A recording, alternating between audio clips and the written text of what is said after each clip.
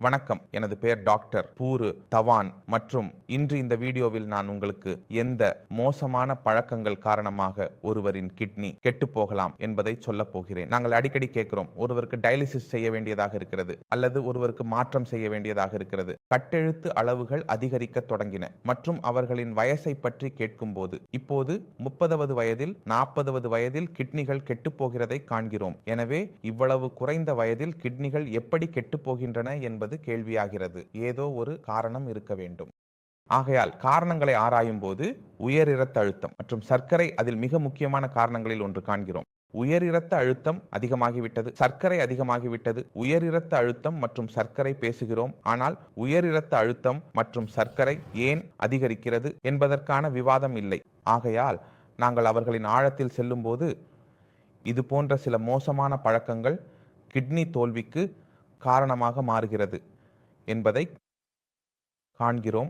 ஒரு மோசமான பழக்கம், எனக்கு ஒரு மோசமான பழக்கம் உள்ளது. நான் இரவில் தூங்கவில்லை, நான் இரவில் உட்கார்ந்து தொலைக்காட்சி பார்க்கிறேன் அல்லது விளையாட்டுகள் விளையாடுகிறேன். இப்போது நான் இரவில் இந்த வேலைகளை செய்கிறேன். நாளில் சில நேரம் 6 மணி நேரம் தூங்கினேன் மற்றும் அலுவலகத்திற்கு சென்றேன். ஆகையால் இந்த முதல் மோசமான பழக்கம் இரவில் தூங்காதது, இது ஆபத்தானது என்பதை நாங்கள் புரிந்து கொள்கிறோம். என் உடலில் என்ன நடந்தது? மன அழுத்தம் ஏற்பட்டது. மூளை முழு உடலிலும் சோர்வு நிலவுகிறது. அலுவலுக்கு சென்றால் வேலை செய்ய வைக்கப்படுகிறேன். இப்போது என் இரத்த அழுத்தம் அதிகரிக்க ஆரம்பித்தது. எப்படி என் இரத்த அழுத்தம் அதிகரித்தது? ஆகையால் உயர் இரத்த அழுத்தத்தின் காரணமாக என் கிட்னிக்கு பாதிப்பு ஏற்படுகிறது. இப்போது இரண்டாவது மோசமான பழக்கத்திற்கு செல்கிறோம். அது வலி குறைப்பிகள். எனக்கு தலைவலி இருக்கிறது, எனது முக்கால் வலிக்கிறது. நாங்கள் கெமிஸ்டுக்கு செல்கிறோம். மருத்துவரிடம் யார் போகிறார்கள்? யார் வரிசையில் நிற்கிறார்கள்? யார் 500,000 ரூபாய் செலுத்தும்? பிறகு மருத்துவர் தெரிந்த மருந்துதான் எழுத வேண்டும். நான் கெமிஸ்டுக்கு சென்று மருந்து தருமாறு கூறுகிறேன். இப்போது மருத்துவரின் மருந்திலும் கெமிஸ்ட் எழுதிய மருந்திலும் என்ன வேறுபாடு உள்ளது? நான் உங்களுக்கு விளக்க முயற்சிக்கிறேன். மருத்துவர் உங்கள் வயசை பார்க்கிறார், உங்கள் வலியின் பகுதியை பார்க்கிறார். பிறகு இந்த மருந்து கல்லீரலுக்கு சரியாக இருக்கிறதா, இது கிட்னிக்கு சரியாக இருக்கிறதா மற்றும் நோயாளியின் வலியை சரி செய்யும் என்பதை யோசிக்கிறார். அதாவது அவர் ஒன்று அம்பால் 3 வேட்டையை அடிப்பார் மற்றும் உங்களுக்கு அந்த மருந்தை எழுதிவிடுவார். நீங்கள் எடுத்த மருந்தால் உங்கள் கிட்னி மற்றும் கல்லீரல் இரண்டும் காப்பாற்றப்பட்டன. கெமிஸ்ட் என்ன பண்ண போறார் அப்படின்னா அவர் யோசிப்பார், இது என் நோயாளி, இது எனக்கு அடிக்கடி வருகிறது, நான் இதன் பயனை கையாளுகிறேன், இது மலிவான மாத்திரையை தருகிறேன். இதற்குள் என்ன உள்ளது என்பது முக்கியமல்ல. அது உங்கள் உடலுக்கு எவ்வாறு பக்க விளைவுகளை ஏற்படுத்தலாம் என்பது பற்றியும் உங்களுக்கு கவலை இல்லை. நீங்கள் சரியாக இருந்தீர்களா? பின்னர் சரியாக இல்லை. நீங்கள் அந்த மாத்திரையை எடுத்தீர்கள், சுகம் வந்தது, மாத்திரைகள் உள்ளன, நான் எடுத்தேன், அரை நேரத்தில் வலி குறைந்தது.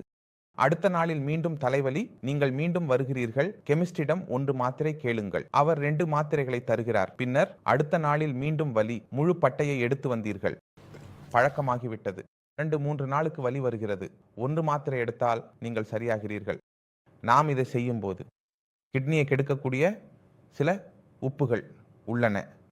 அதனால் நீங்கள் என்ன செய்தீர்கள்? நீங்கள் சுய மருந்து எடுத்தீர்கள், நீங்கள் அங்கு கமஸ் எடுத்தீர்கள். உங்கள் கிட்னி, லிவர், உங்கள் உடலுக்கு வலி ஏன் ஏற்படுகிறது, எந்த காரணத்தால் ஏற்படுகிறது என்பதை கவனிக்கவில்லை.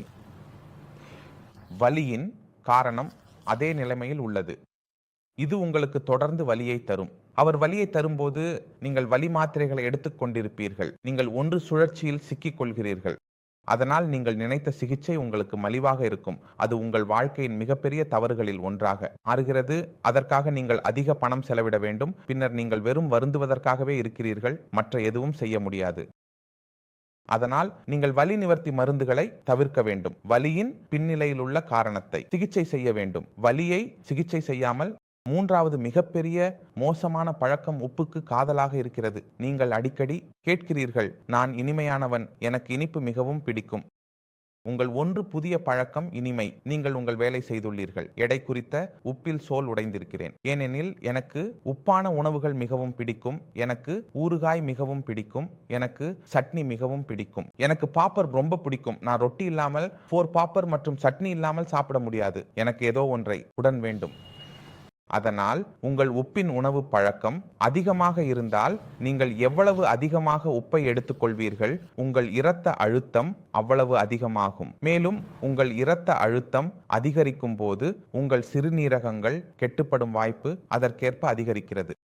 உங்கள் சிறுநீரகங்களை கெட்டுப்படுத்தாவிட்டாலும் உங்கள் இரத்த அழுத்தம் சிலவற்றை கெட்டுப்படுத்தும். எனவே நாங்கள் உப்பை எடுத்துக்கொள்வதற்கான பழக்கத்தை குறைக்க வேண்டும். சீனத்திலிருந்து உப்பை எவ்வளவு முடிந்தால் அவ்வளவு தவிர்க்க முயற்சிக்கவும். நீங்கள் எவ்வளவு அதிகமாக தவிர்க்க முயற்சிக்கிறீர்கள், உங்கள் உடல் அவ்வளவு நல்லதாக இருக்கும். முதலில் பயன்படுத்தப்படும் உப்பு செந்தா உப்பு ஆக இருந்தது.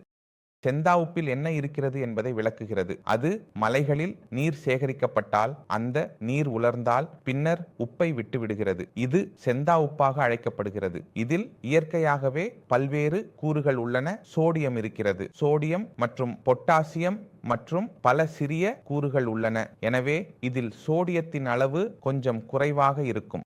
நாம் இதை பயன்படுத்தும் போது எங்கள் இரத்த அழுத்தம் அதிகரிக்காது.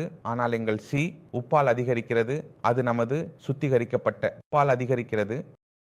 ஆகையால் இரத்த அழுத்தம் முதலில் இவ்வளவு அதிகமாக அதிகரிக்கவில்லை. ஆனால் இப்போது நமக்கு கிடைக்கும் உப்பின் தரம் நாம் அதை அளவில் அதிகமாக பயன்படுத்தினால் இரத்த அழுத்தம் அதிகரிக்கும் சிக்கல் ஒவ்வொரு 2வது 3வது வீட்டிலும் காணப்படுகிறது. ஆரோக்கியமானவர்கள் செந்தா உப்புக்கு மாறலாம். எனவே உப்பை இவ்வாறு திட்டமிடுங்கள். ஒரு பையை செந்தா உப்புக்கு, மற்றொரு பையை சாதாரண உப்புக்கு. நீங்கள் ஒரு முறை செந்தா உப்பை பயன்படுத்தினால் மற்றொரு முறையாக சாதாரண உப்பை பயன்படுத்தலாம். ஆனால் சிறுநீரக தோல்வியால் பாதிக்கப்பட்டவர்கள் இது போன்றதை செய்யக்கூடாது. செந்தா உப்பை எடுத்துக்கொள்ளக்கூடாது. அது முதலில் நல்லது இருந்தது. ஆனால் இப்போது உங்கள் ஜாஆக்ஸ் ஆபத்தாக இருக்கலாம். ஏனெனில் அதில் பொட்டன்ஷன் அளவு அதிகமாக உள்ளது. எனவே உங்கள் மருத்துவரிடம் கேள்வி கேட்காமல் செந்தா உப்பை பயன்படுத்த வேண்டாம். எந்த ஒரு விலையிலும் நினைவில் வைக்கவும். இப்போது நாங்கள் 4வது பழக்கத்தை பற்றி செல்கிறோம். அது நீரை பிக்காதது. இப்போது நீர் குடிக்காதது எப்படி மோசமான பழக்கமாக இருக்கலாம்? நீங்கள் இதை சிந்திக்கிறீர்கள். எனவே முயற்சிக்கிறேன். இப்போது மே, ஜூன் மாதங்களில் வெப்பமான காலம். நீங்கள் இதிலேயே இருக்கிறீர்கள். உங்களுக்கு வெப்பம் உணரப்படவில்லை. நீங்க கொஞ்சம் நீர் குடித்திருந்தீர்கள். நீங்கள் வேலைக்குள் பிஸியாக இருந்தீர்கள். உங்களுக்கு தாகம் ஏற்பட்டது என்பதை நீங்கள் உணரவில்லை. உங்கள் இடைவேளை இல்லாதவரை, நீங்கள் ஓய்வு எடுக்காதவரை உங்களுக்கு தாகம் ஏற்பட்டது என்பதை நீங்கள் கவனிக்க முடியாது. உங்கள் குருதி உலர்ந்து விடுகிறது.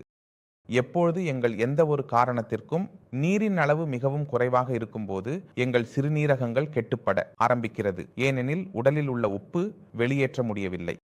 உடலுக்கு மிகவும் குறைந்த நீர் அளவில் முழு உடலின் அனைத்து செயல்பாடுகளை செய்ய வேண்டும். சிறுநீர் மிகவும் மஞ்சள் நிறமாக மாறுகிறது. சிறுநீரில் எரிச்சல் ஏற்பட ஆரம்பிக்கிறது. அதை நாம் புறக்கணிக்கிறோம்.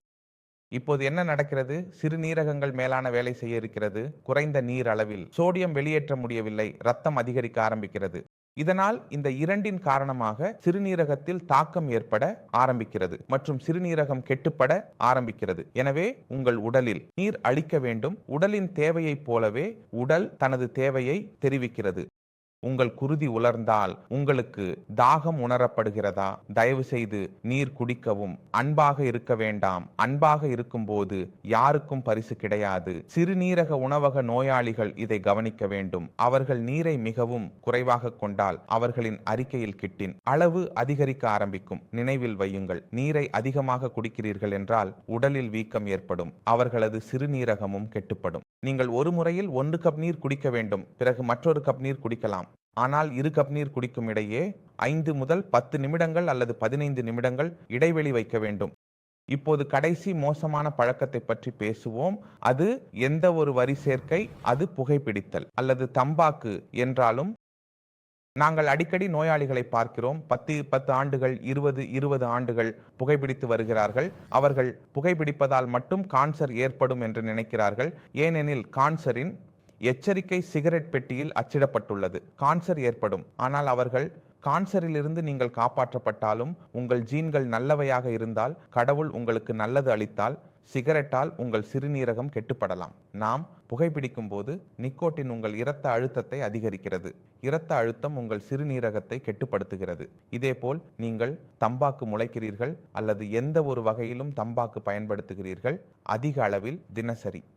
பிபி சோதனை செய்யவில்லை. இரத்த அழுத்தம் அதிகமாக உள்ளது.